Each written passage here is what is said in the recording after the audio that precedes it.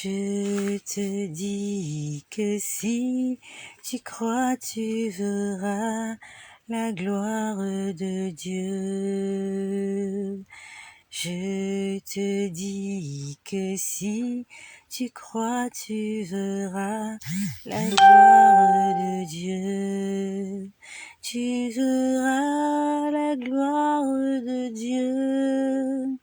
Tu verras la gloire de Dieu.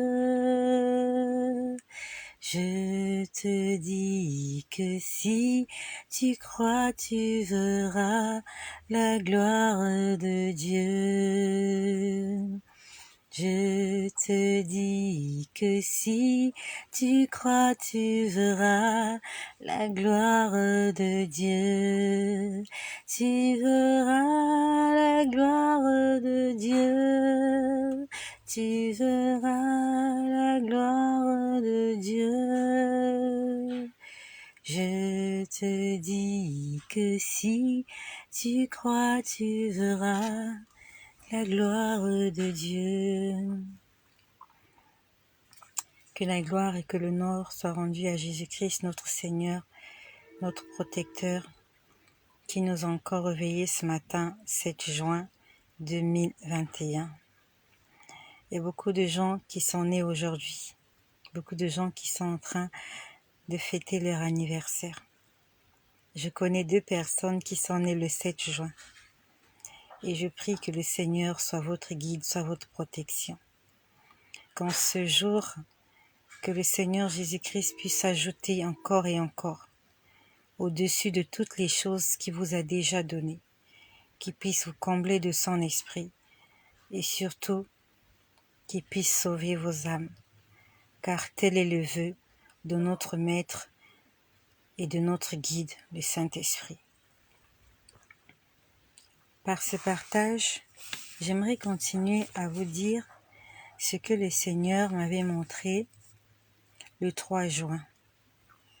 Le 3 juin, entre midi et 2h30 de l'après-midi, le Seigneur m'avait parlé des temps de la fin. J'ai commencé par l'épisode 1, le numéro 2, le numéro 3, et là je suis en train de vous faire le numéro 4. Pour ceux qui n'ont pas suivi ces numéros-là, je vous exhorte, je vous conseille à aller les écouter afin de comprendre comment est-ce que le Seigneur nous a parlé ce jour-là. Il nous a dit que nous sommes dans le temps de la restauration. Il va délivrer ses enfants en cette fin des temps. Le Seigneur m'a parlé de l'Antéchrist et du faux prophète.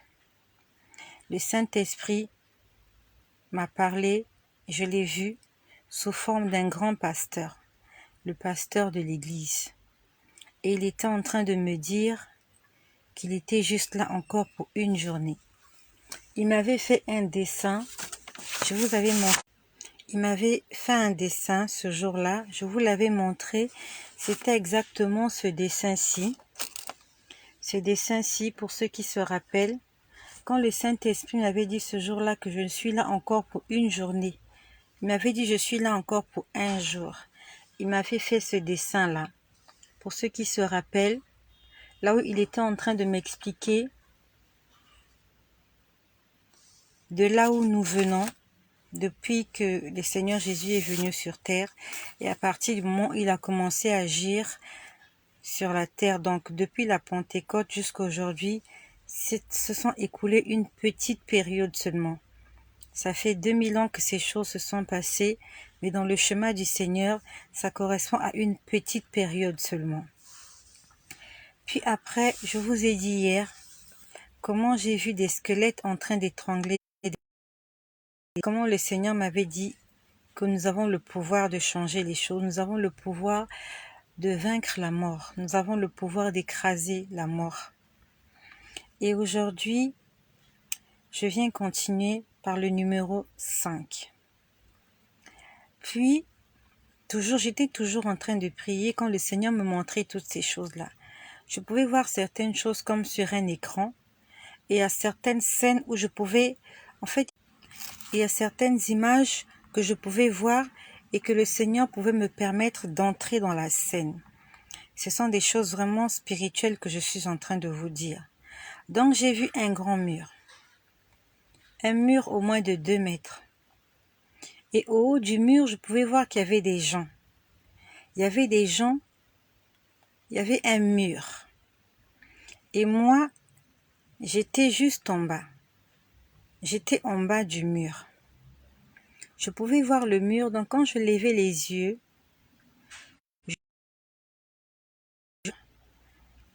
tout le long du mur, il y avait des gens. Et ces gens-là avaient chacun un enfant dans les bras, c'était un bébé. Il y avait plusieurs personnes tout le long du mur. Et chaque personne avait un enfant dans ses bras. C'était des nouveau-nés. Et vraiment, il les tenait, ces enfants-là, il les tenait de façon très légère. Quand je dis très légère, en fait, les enfants, ils ne tenaient pas fermement les enfants dans leurs bras. Je pouvais les voir juste au niveau du buste. Je ne voyais pas.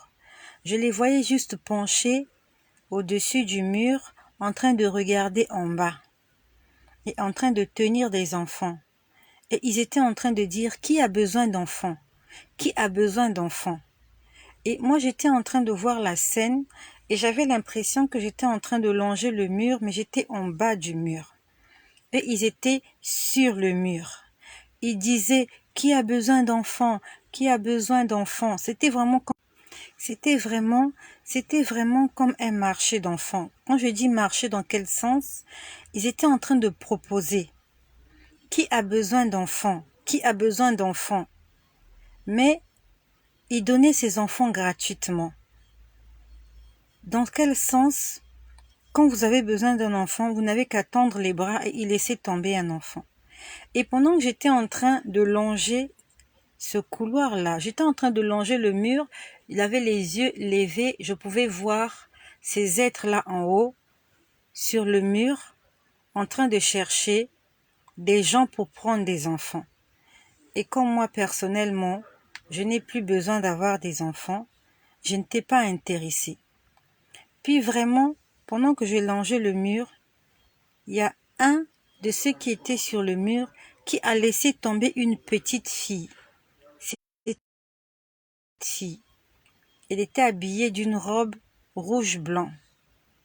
D'une robe rouge-blanc avec un bandeau rouge-blanc sur la tête.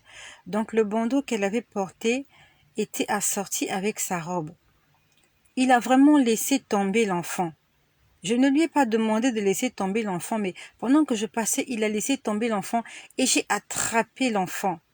Et quand j'ai attrapé l'enfant, intérieurement, je me suis dit: je suis en train de récupérer.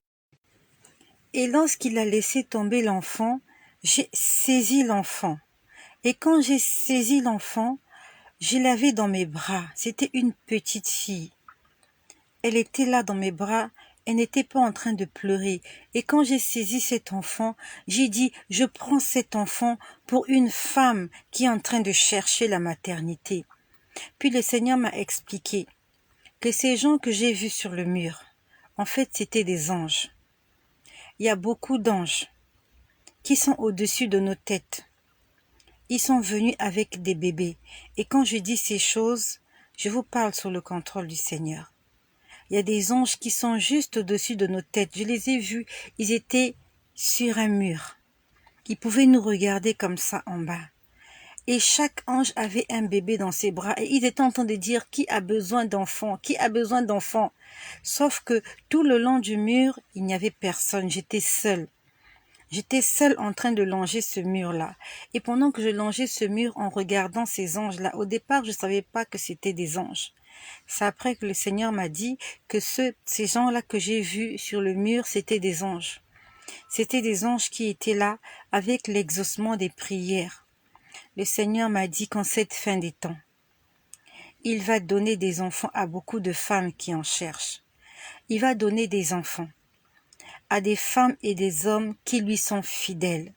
Toi qui m'écoutes, si tu as mis en l'Éternel ta confiance, si tu n'adresses tes prières qu'à Jésus-Christ, et si tu es fidèle dans ton engagement, si tu ne vas pas consulter les marabouts, si tu ne vas pas consulter des sorciers, si tu ne consultes pas des féticheurs, des magiciens pour ton problème de stérilité, si tu t'accroches fermement, si tu as mis toute ta confiance en Jésus-Christ, le Seigneur m'a dit qu'en cette fin des temps, il y a beaucoup de vraies chrétiennes que la science a déclarées stériles, qui vont avoir des enfants. Et je pouvais les voir là tout le long du mur. Il y avait des anges et chaque ange avait un enfant dans les bras. Et ils ne tenaient même pas les enfants fermement. Vraiment, vous avez l'impression qu'ils ont envie de laisser tomber les enfants. C'est comme si ça fait longtemps qu'ils ont les enfants entre les bras et qu'ils sont fatigués. Je pouvais sentir que leurs mains étaient fatiguées de tenir les enfants. Parce que pendant que je longeais le mur, il y a un enfant qui est tombé tout seul. Je ne suis pas allée le chercher. Je ne sais pas si l'enfant est tombé de lui-même ou c'est l'ange qui l'a laissé tomber, mais l'enfant est tombé juste au moment où j'étais en train de passer sous cet ange-là. C'est une petite fille qui est tombée. J'aimerais annoncer quelque chose à une femme. J'aimerais annoncer quelque chose à un couple marié qui a besoin d'enfants. Si tu as mis en l'Éternel ta confiance, il ne te décevra pas.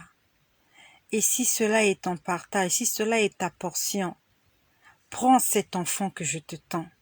J'ai pris un enfant ce jour-là, c'était une fille. Et j'aimerais transmettre en esprit cet enfant à une femme quelque part qui a besoin d'avoir un enfant. C'était une petite fille qu'on m'a donnée. Si cela est ton partage, je veux que tu puisses le saisir par la foi, que tu puisses dire Amen par la foi et que tu prennes cela pour toi. Le Seigneur m'a donné un enfant afin que je le transfère à une personne. Le transfert se fait de façon spirituelle. Le transfert se fait de façon surnaturelle. Il va se passer quelque chose dans ton utérus, quelque chose dans ton ventre. Et ce sont des choses qui vont arriver si tu as la foi. Les anges sont juste au-dessus de nos têtes. Et ils ont des enfants. Beaucoup d'enfants sont en train de traîner dans les airs. Ils sont en train d'attendre des parents qui ont fait confiance en Jésus-Christ. Et si cela est ton cas, si ça fait des années, ça fait des mois que tu attends que le Seigneur bénisse ton couple, je déclare aujourd'hui que tu puisses prendre, que tu puisses saisir cette bénédiction qui est la tienne. Le Seigneur m'a dit qu'en cette fin des temps, il va bénir des femmes, il va bénir des couples, afin que son nom soit glorifié. Il va le faire pour la gloire de son nom. Le Seigneur n'interviendra pas pour la gloire de la science. Il n'interviendra pas pour la gloire des médecins. Il n'interviendra pas pour la gloire des opérations et des interventions chirurgicales in vitro. Il va faire des choses extraordinaires dans le surnaturel. Des femmes qui ont été déclarées stériles par la médecine vont avoir des enfants. Des femmes qui sont monopausées vont avoir des enfants. Des femmes qui n'ont pas d'utérus vont avoir des enfants. C'est ce que le Seigneur Jésus-Christ m'a dit ce jour-là. Et si cela est en partage, j'aimerais que tu saisisses cette bénédiction-là par la foi, que tu prennes cela. Je te rassure que j'ai vu beaucoup d'enfants, des filles et des garçons, mais moi on m'a laissé tomber une petite fille et j'ai saisi cette petite fille-là pour toi. Le Seigneur a continué à me parler. Il m'a encore parlé, je pouvais entendre audiblement sa voix qui me disait « Veillez et priez ». Il disait « Veillez et priez ». Veillez et priez, n'arrêtez pas de veiller, n'arrêtez pas de prier. Et quand le Seigneur nous demande de veiller ici, en fait, il ne s'agit pas de veiller de prière. Il ne s'agit pas de passer des nuits, toutes des nuits, en état d'éveil en train de prier. Non. Quand il nous dit veiller, ça veut dire veille sur ton âme, veille sur ton attitude, veille sur ton comportement, veille sur ton langage, veille à ce que tu vois, veille à ce que tu entends. Veille, fais attention, sois en alerte. Sois tout le temps en état d'éveil, comme une sentinelle, comme un vigile, comme un gardien. Tu regardes à gauche, tu regardes à droite, tu regardes devant, tu regardes derrière, tu regardes autour de toi. Tu cherches d'où vient le danger. Si le danger vient à gauche, tu vas à droite. Si le danger vient derrière, tu te courbes. Si le danger vient devant, tu te courbes. Veille sur ton âme, veillant sur nos âmes, veillant et priant. C'est ce que le Seigneur m'a dit ce jour-là. Il me disait veiller. Veiller, c'est faire attention à toi. Fais attention à ton âme, fais attention à ta vie, fais attention à ta marche chrétienne. Ne néglige pas la vie que Dieu t'a donnée. Utilise tout ce que le Seigneur a mis en ta disposition pour la gloire de son nom. Il était en train de dire, veillez et priez, veillez et priez, veillez et priez, veillez et priez. Après cela, le Seigneur m'a encore beaucoup parlé. Mais je vais d'abord m'arrêter par ces deux sujets-là. Il a donné des enfants à des femmes qui en cherchent. Les enfants sont juste là, suspendus au-dessus de ta tête. Il faut juste que tu puisses les saisir par la foi. Et il m'a dit plusieurs fois, veillez et priez, veillez et priez. Je reviendrai tout à l'heure vers vous afin de vous faire le numéro 6 du message divin que le Seigneur m'a dit dans l'après-midi du 3 juin 2021. Et par ce message, j'aimerais répondre à une bien-aimée qui m'avait écrit. Elle m'avait dit qu'elle voit des choses, qu'elle entend des choses qu'elle ne comprend pas.